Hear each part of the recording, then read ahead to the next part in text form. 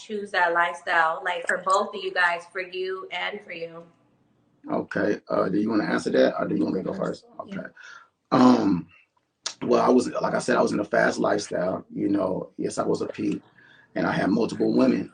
But before I even got to that, you know, I was a leader of my group, my clique. I ain't gonna say my gang. I wasn't gang banging, but you know, so I was a leader of men first, and then I left that lifestyle. I was getting along with my music, and then I became a leader of women in a faster lifestyle that was all based on, you know, money and things. It was based on elevating them, but it was like mainly about, you know that lifestyle. So when I realized, when I went to prison and I did some time, I realized that, you know, well, first of all, I always knew that I was on earth for a higher purpose, you know, but I was doing certain things inside the fast, you know, the fast lifestyle, so I can put money behind my music. So I always just love music. That's my first love, is loving music and reaching people through my music. But since it was, I mean, you can't do it broke, you know, especially from where I come from.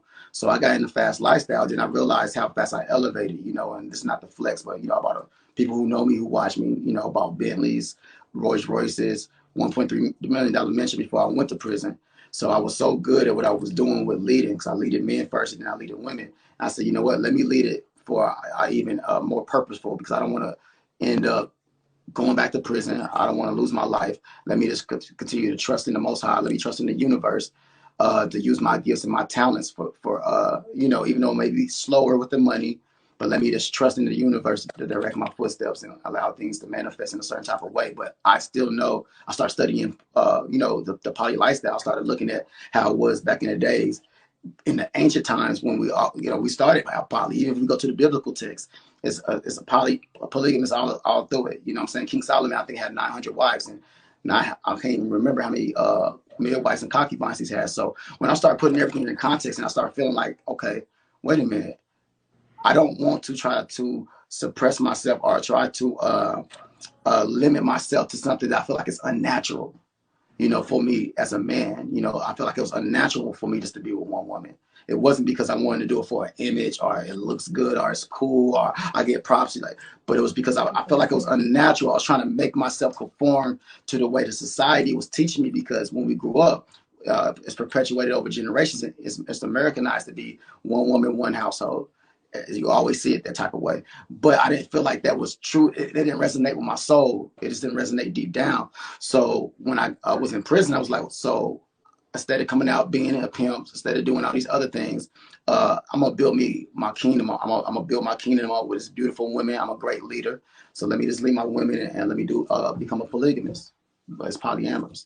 So that's how we But actually, you would be considered polygyny because it's one man with multiple women. okay. Just to let you know. Oh, okay.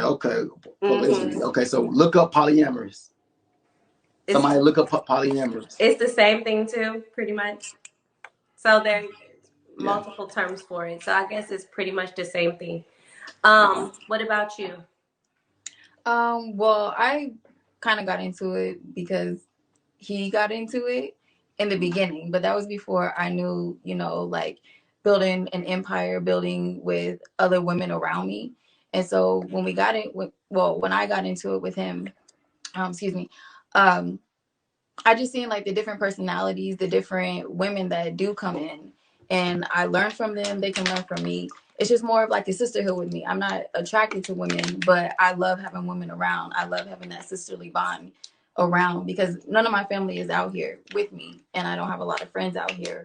So when women do come around, that's what I love about it. I love just being togetherness, building, like we're family, we're one, we're all on the same accord, we all have the same mind state. The women that do come in, and I just think it's a beautiful thing. Okay. So basically, like, how do you guys go about, like, meeting women and deciding, who would be good to come into your union? Well, it's just like if it was a monogamous relationship. I'm pretty sure a lot of us nowadays, this might seem whack, but we meet a lot of people through social media. You know, I mean, this is just the era of the digital age. So, you know, but I can meet somebody, you know, going down the street or walking in the store, but it's just the same exact way. You know, I meet somebody, we create a dialogue with each other, we converse, you know, and the chemistry is there and they're open to my lifestyle, then we just go from there. So you pretty much do like the choosing of who comes in because Sure.